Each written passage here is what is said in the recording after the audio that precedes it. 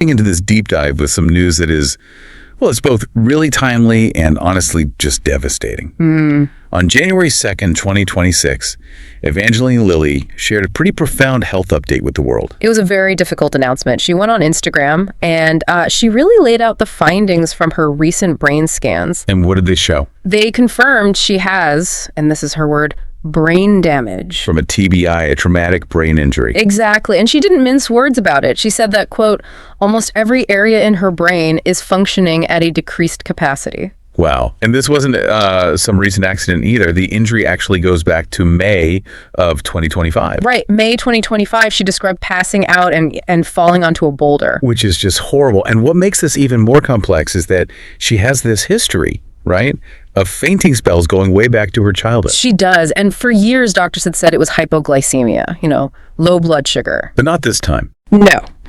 For this May 2025 incident, they completely ruled that out. Lilly herself has sort of speculated on her Substack that it might have been tied to severe emotional stress, but the medical cause is still officially undetermined. Okay, so regardless of the cause, the result is brain damage. And that's a huge development. So our mission for this deep dive is to really place this news in the full context of her life. Yeah, we have to look at the very deliberate choices she's made. From her breakout role in Lost, all the way to becoming the Wasp in the MCU. We need to understand it all through her philosophies, her creative work, and her decision to, already step away from Hollywood. It's a powerful moment to look at all of this because this forced internal challenge recovering from a TBI now clashes directly with a path she had already chosen for herself. Let's start right there, actually, because her TBI diagnosis landed in the middle of what was already a self-imposed break. Back in June 2024, 7 months before this news, she'd already announced she was stepping away from acting to focus on her family. And this wasn't just a typical celebrity taking a break. It was really based on a deep philosophical commitment. What do you mean by that? Well, she's talked a lot about prioritizing her Dharma over wealth and fame. Dharma meaning her sort of authentic purpose. Exactly, her righteous path. And for her, following that is the only way to find real fulfillment. So this wasn't really a career pivot. It was more like the final step in a lifelong plan. Absolutely. I mean, think about it. Nearly 20 years ago when she was on Lost, she said she pictured herself as a retired actress doing humanitarian work within a decade. Wow, so she's had this goal for that long. Acting was always just the means to an end, a way to fund her real passions. The 2024 retirement was just her finally catching up to that plan. But this health news, it changes the feeling of that retirement, doesn't it? Especially that little clause she left in there. I might return to Hollywood one day. Oh, for sure. Fans were holding out hope for her to come back as the Wasp in, say, Avengers, Doomsday, or Secret Wars. That door now seems, if not closed, it's definitely heavily bolted. She's described her recovery as the hard work of fixing it with her doctors. Just focusing on reversing that cognitive decline. Right. And it's really hard to imagine that kind of intense personal work fitting alongside, a massive MCU action role. And we should remember people were already speculating when she was left out of that cast chair reveal back in March 2025. That's a good point. So before we get into her choices, let's just quickly frame her biggest roles for everyone. Good idea. Obviously, she broke through as Kate Austen in Lost from 2004 to 2010. Then she got huge critical acclaim for The Hurt Locker. In 2008. Then came the leap to fantasy as Toriel in the Hobbit movies. Which led her straight into the MCU as Hope Van Dyne, the Wasp, from 2015 all the way through 2023. And that whole trajectory from island survivor to elf to superhero was really built on this fight for control that started right back at the beginning on Lost. Okay, let's talk about that. Because her experience on Lost seems like it was so formative, it basically dictated how she dealt with the industry for the next 2 decades. Oh, they were pivotal. She's been really open about her deep frustration with that show. As the seasons went on, she started to find her character, Kate Austen, just obnoxious. Obnoxious? Why? Because she felt the writers were stripping Kate of her autonomy. In Lily's view, the character just devolved into someone who was constantly chasing the boys, and she lost that internal drive the character was supposed to have. And that fight for creative control then became something much more personal and, frankly, traumatic. Yes, the nudity scenes. Right. She's talked about 2 incidents. In season 3, she said she felt cornered into doing a scene partially unbanked. That sounds awful. She said she was mortified, trembling, and was crying her eyes out right after they wrapped. And then she had to go straight into another heavy, dramatic scene. That is just a horrific experience to put an actor through.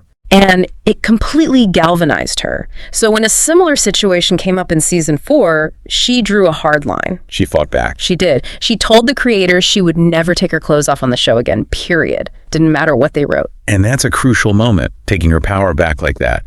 It even led to a public apology years later. It did. Damon Lindelof, J.J. Abrams, the executive producers, they all issued a statement saying no person should ever feel unsafe at work, period.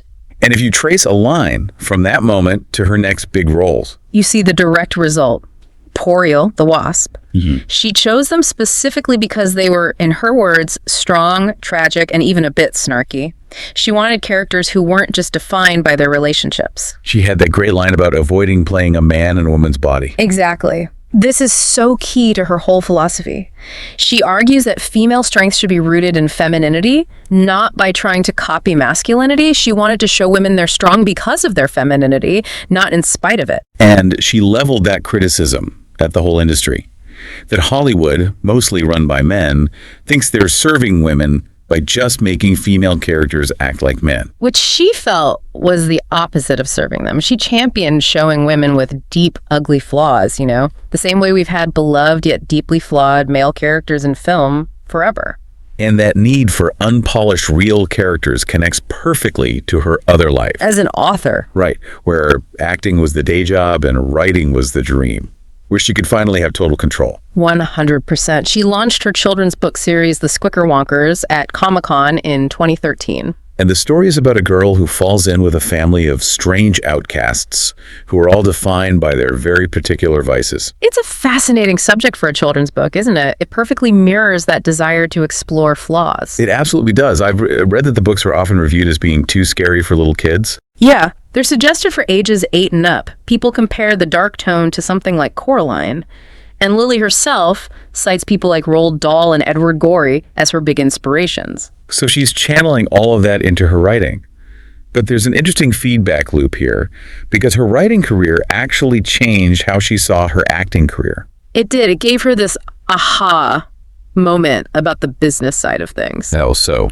Well, when she was out there promoting her own books, something she believed in completely, she had a realization: movie promotion wasn't just a chore anymore. She saw it as a necessary part of sharing a creation with the world. Exactly. She realized that the passion she had for her books was the same passion directors and producers had for their films. So she developed a new respect for the whole process. A huge respect. Instead of seeing publicity as this, required duty, she started to approach it with real enthusiasm. It became part of a shared creative journey for her. Okay, but a full deep dive means we have to look at the whole picture. And that includes some of the high profile and controversial stances she's taken. Right. And we need to approach this impartially. Just report what happened. Let's start with 2020. The first wave of controversy hit during the start of the COVID-19 pandemic. She sparked a lot of outrage when she said she wouldn't self-quarantine, publicly stating that she valued freedom over her life. She did walk that back, though. Yeah. She issued a pretty strong public apology later, calling her comments arrogant, dismissive, and cryptic. She did, and she said she was doing her part. But then the issue came up again 2 years later in 2022. Right, the anti-vaccine mandate rally in Washington, D.C. She attended that, posted about it, and spoke out for what she called bodily sovereignty. In her post, she listed alleged consequences for the unvaccinated without providing proof, like starvation and homelessness. And this extended to Canada, too. She publicly urged Prime Minister Justin Trudeau to meet with the convoy protesters there. And when she talked about why she posted those photos from the rally, she was very clear that it was a calculated decision. She knew there'd be backlash. Oh, yeah. She said she knew she was going to wake the giant. So what was her rationale for doing it anyway? For her, it was about solidarity. She said she wanted people out there who were struggling because they were under severe pressure to do something they didn't want to do, to know that they weren't alone. So again, it's that pattern of prioritizing her personal belief, her Dharma, over fame and reputation. Exactly. So let's bring this all back to the diagnosis. We've looked at an actress whose massive success was always a means to an end. It was the engine to fund her humanitarian work, her writing. And she was defined by this constant fight for control, for agency, always pushing back against what Hollywood wanted from her. Her decision to retire before the diagnosis was the ultimate expression of that, right? Choosing her personal truth over all the external validation. It was. She'd already chosen to step away from all that pressure. And now she's facing the most intimate, involuntary, and difficult challenge you can imagine, recovering from serious internal brain damage. And this leads us to our final thought-provoking question for you, something to really reflect on. Back in 2006, an electrical fire destroyed her home. She lost everything she owned.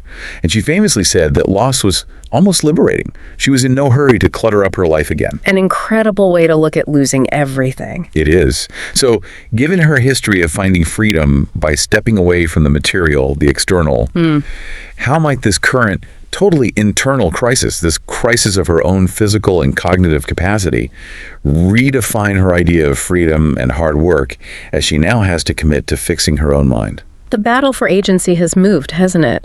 It's gone from the set of Lost to the internal landscape of her own brain.